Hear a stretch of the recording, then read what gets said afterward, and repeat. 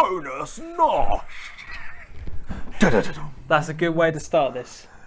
Yeah. I like it. In these bonus ones, what we decided to do this week, because the full podcast that we released earlier on is an hour long, like an actual hour long. Yeah. So we didn't have enough time to answer your questions. So what we've thought in these bonus ones is, instead of taking out chunks from the podcast, this week we're going to be answering your questions in separate mini bite-sized ones. So there'll be another 2 questions up after this one that we've got to answer. So make sure you hit the subscribe button and the notification bell so that when those other 2 videos go up, if you've asked your question, you don't miss out. Next week's podcast, when we do it, will be back to its normal stuff. But there was so much to talk about in the previous one. If you haven't seen it, go and check it out, because we responded to every single comment that was left by you guys. So we have, first of all, an anonymous message that's come in tonight. From we're not going to say it's anonymous.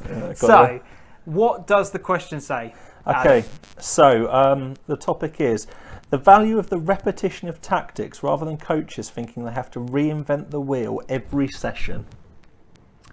So I suppose that comes into, I mean, I've heard it a lot where people say someone's training sessions are never the same.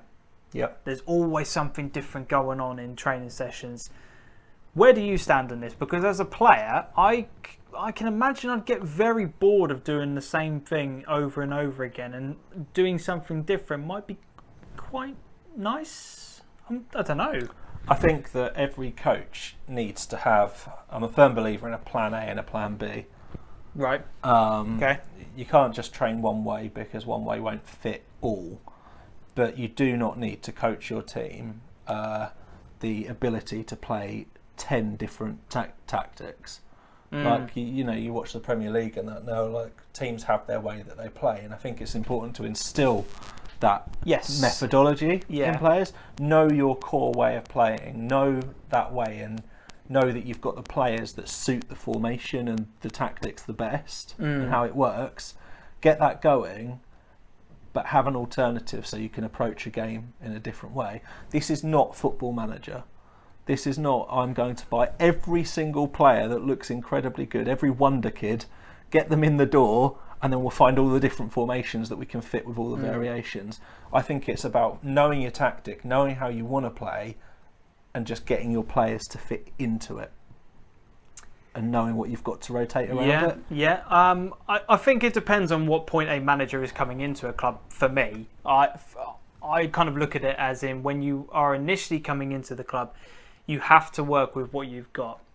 If you've got a certain brand of player at your team, you can't then suddenly force an identity onto them and expect them to perform results. I mean, again, we have to compare it to what you kind of see at the higher levels, but you see it when a manager comes in and, say for example, like let's pick Mick McCarthy at Ipswich. His team had a certain brand of football that he played, and whether or not people liked it or not is another discussion for another day. Which they didn't. But people didn't like it, but the squad worked to that philosophy and that structure. Yeah. 2 new managers came in, tried to put their way of doing it on the exact same style of players, and they got relegated.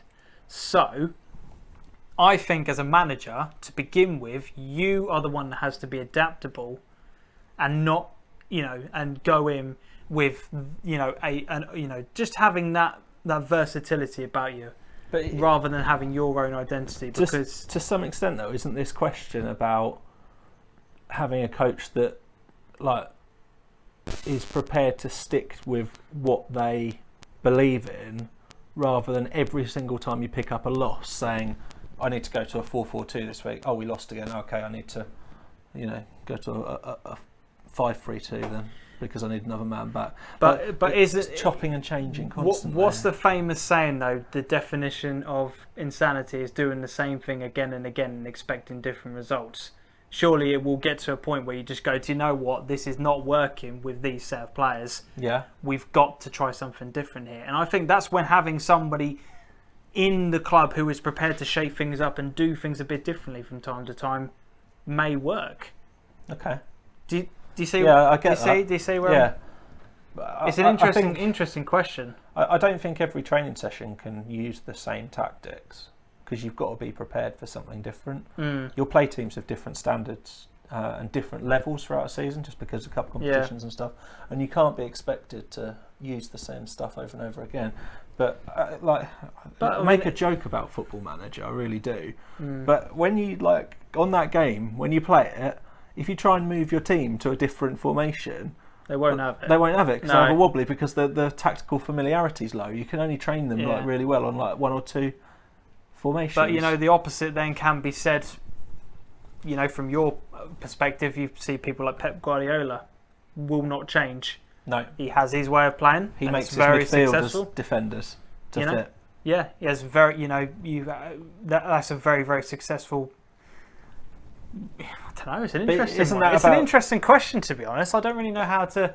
Isn't that about coaching a philosophy into your team rather than coaching a best fit scenario?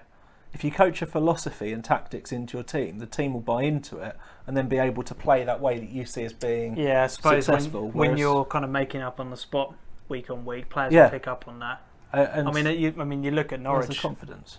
You look at Norwich and what they're doing. It took them a year to get into that rhythm, but you then got rid of the people that didn't want to be part of that and associate with that.